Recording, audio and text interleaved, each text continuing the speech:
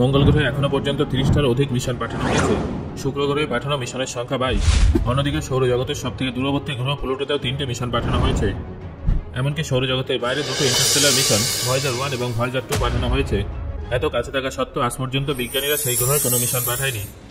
বিজ্ঞানীদের কাছে এই গ্রহে মিশন পাঠানো প্রায় অসম্ভব একটা ব্যাপার। হ্যাঁ বন্ধুরা, ঠিকই ভেবেছেন, সেই গ্রহটার নাম হলো বুধ, যে সূর্যের সবথেকে কাছে আছে। তা সত্ত্বেও বিজ্ঞানীরা এই গ্রহে মিশন পাঠাতে ভয় পান। কিন্তু কেন? 1973 সালে নাসা ম্যারিনার 10 নামের একটা স্পেসক্রাফট লঞ্চ করেছিল। এই মিশনটা ইতিহাসের প্রথম এমন একটা মিশন ছিল যেটা সম্পূর্ণরূপে গ্র্যাভিটেশনাল অ্যাসিস্ট প্রযুক্তির উপরে নির্ভর ছিল। অর্থাৎ বেশি জ্বালানি খরচ না করে কোনো গ্রহের মাধ্যাকর্ষণ শক্তি ব্যবহার করে স্পিড অর্জন করা। ম্যারিনার 10 প্রথমে শুক্র গ্রহের কাছে যায়, সেখানকার মাধ্যাকর্ষণের স্পিডকে আরও বাড়িয়ে দেয়। তারপর এটা বুধ গ্রহের কাছে পৌঁছে যায়। প্রথম যখন বুধ গ্রহের ছবি বিশ্ববাসীর সামনে আসে, তখন বিজ্ঞানীরা অবাক হয়ে যায়। গর্তে ভরা পৃষ্ঠ, গভীর খাদ, উঁচু উঁচু পাহাড় দিকে মনে হচ্ছিল যেন এই গ্রহটা একটা ছোট চাঁদ। কিন্তু এখান থেকে সমস্যার সূত্রপাত শুরু হয়।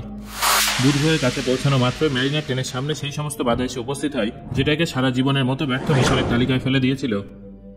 সবথেকে বড় সমস্যা ছিল জ্বালানির অভাব এবং সূর্যের ভয়ানক গ্র্যাভিটি।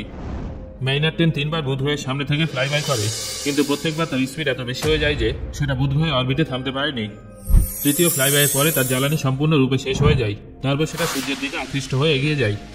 বন্ধুরা, এই প্রোবের সম্পর্কে কথা বললে এর ব্যর্থতার পিছনে ডিজাইনের ফ্লো নয়, বরং জ্বালানির অভাব এবং অত্যাধিক মাধ্যাকর্ষণের প্রভাবেই সবকিছু দায়ী ছিল। যদিও এই মিশনটা ব্যর্থ হয়েছিল, কিন্তু আপনারা জানলে অবাক হয়ে যাবেন যে এই প্রোবটা কিন্তু নিজের সমস্ত কাজ সম্পূর্ণ করেছিল।